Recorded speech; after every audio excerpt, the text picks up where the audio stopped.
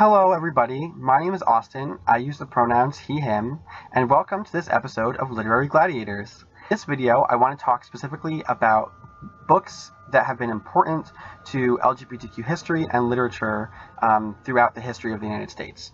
Now, when I say throughout the history, I must admit I'm looking at a kind of condensed period of time. The earliest book on my list is going to be from 1928, but if you're interested after watching this video in finding out more about the history of LGBTQ literature in the United States or even around the world, I definitely recommend that you take some time and do some research because there's tons of information out there, and I'm sure there's a lot of things that you can read that would really interest you, and you'd be able to learn a lot more about queer and trans history. The first book I'm going to start with, like I said before, was published in 1928, and it's written by the English author Radclyffe. It's called The Well of Loneliness. So this book was originally published in the UK, as, like I said, Hall was a English author, but it also had a major impact over here in the United States.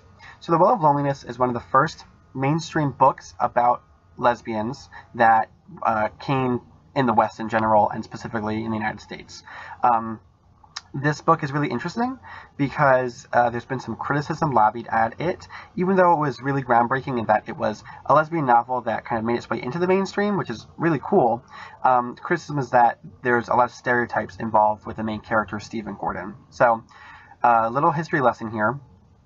During the 1920s, the prevailing theory about why gay people existed, more or less, was this idea of sexual inversion, which kind of said that something happened in a person's life that made them a sexual invert, which meant that their sexual orientation, as well as their gender expression, which means how they dress, how they talk, how masculine, feminine they are, would kind of flip of what was expected of them. So a sexual invert who was a man would be someone who was very feminine and attracted to other men, and a sexual invert who was a woman would be very masculine and attracted to other women. So Stephen Gordon, the main character of The Well of Loneliness, was kind of seen as a sexual invert in that she was very masculine and she had a relationship with other women. Other criticism that comes towards the book is that Stephen Gordon really questioned who she was during this whole book and was really miserable and kind of didn't like herself. So that was another stereotype that people said, not all gay people hate themselves.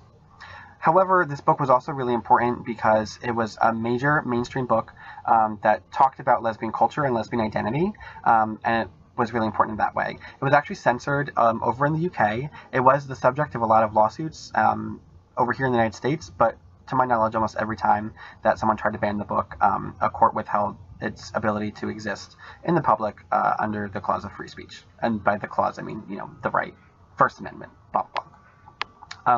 So that is The Well of Loneliness. Definitely check it out. It's a really great book, super important in the history of LGBTQ topics.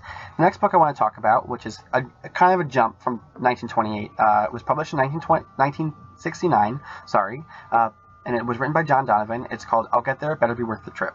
Now, I'll Get There, It Better Be Worth the Trip is really important to me. I read it when I was in high school. It's a really great book, and it was the first mainstream young adult novel in the United States that dealt with gay themes. I definitely recommend everyone to check it out. It is written a little dry, so if you're not into dry reading, then it might not be for you. I really enjoyed it, though. The main character of the book, his name is Davy. He's dealing with a lot of things in his life. His grandmother, who he's very close with, just passed away. His parents are divorced, and he has very strained relationships with his mother and his father. He primarily lives with his mother, visits his father every so often. I want to say it's every weekend or something along those lines. The person he's closest with is not a person at all. It's his dog, Fred, who is a dachshund. And he's just in a really not a great spot, as a lot of teenagers are. Davy does eventually become friends with a student at school named Douglas, and they eventually they get really close, and they form more of a romantic bond. There's nothing that's really explicitly written about the two of them.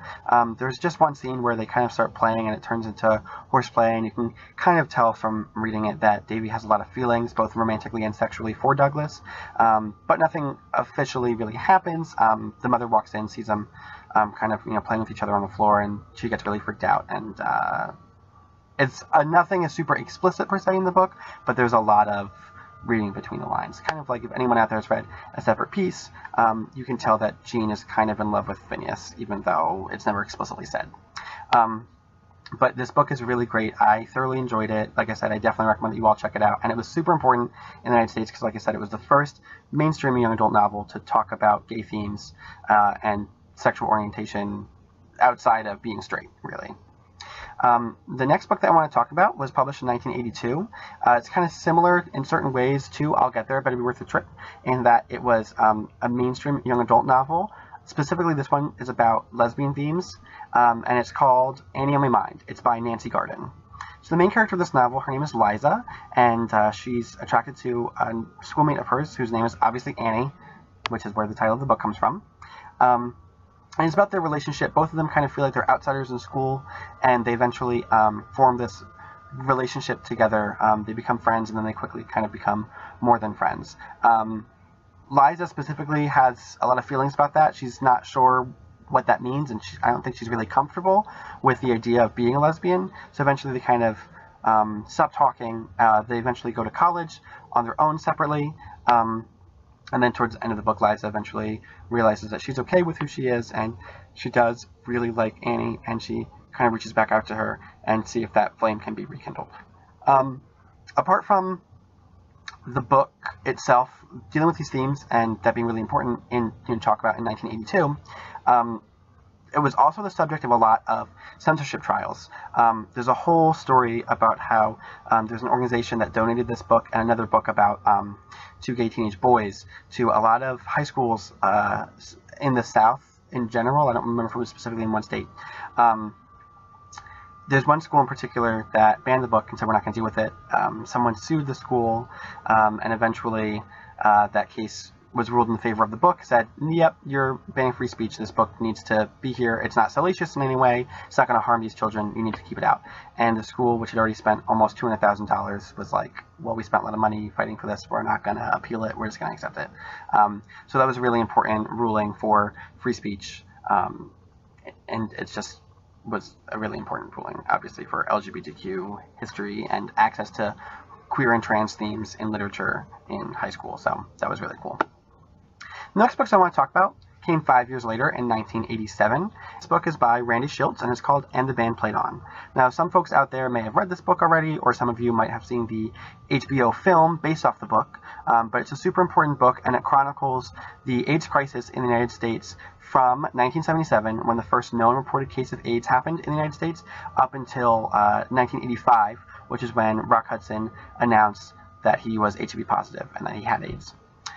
This book was really important for a lot of reasons. One, because the AIDS crisis was just super important to the LGBTQ community in the 1980s. It decimated the gay community specifically, and it really hung as a dark cloud over a lot of people's heads. This book was written by Randy Shilts, who had a history in journalism. For some reasons, he said that anybody could really write this book, but he felt like he had to write this book and chronicle the disease because he was a gay man, and he had a lot of anger about this, and anger about how the government was handling the disease. It was a huge, huge crisis, and it wasn't until I think 1987 that, or maybe it was 1986, that Ronald Reagan, who was then president, told, I believe, the person in charge of the Department of Health that, someone needs to kind of actually deal with this AIDS crisis and do a lot of research. So there was a lot of protests, specifically, groups like ACT UP, which had a very political message and held die-ins at churches and the FDA and things like that to say, we're dying and you need to do something about this. The AIDS crisis is also something that's really important to me because I believe that we do have the tools, as my shirt says, to end HIV in this generation. Stigma from the AIDS crisis has stuck around. There's so much stigma around talking about HIV. There's stigma around being HIV positive, and it's really, really awful. We do have the biomedical tools today to end HIV in this generation, in my opinion, but I think what is lacking right now is the social aspect of it. There are people who don't know about the tools that are out there. Education is lacking. There are people who don't have access to the tools that are out there. Healthcare needs to be inclusive of HIV treatment and HIV prevention. And if it isn't inclusive of that, then that's something that we have to continue to work on. these medications they can be expensive, but they are not only life-saving, as HIV treatment medication can elongate people's lives, but also preventative medication is super important in stopping the spread of the virus. And there's just so much stigma around talking about HIV that with the stigma, people aren't going to talk about it, people aren't getting tested, people don't know their status, and that's a major issue. So this book is super important. Rennie Shilts actually ended up dying of complications of AIDS in 1993. I definitely recommend you check this book out. You can also watch the HBO film. It's really, really great. Thank you so much for checking out these videos. Like I said at the beginning of my video, please feel free to check out our channel, subscribe. Thanks so much for watching, and have a wonderful rest of your day.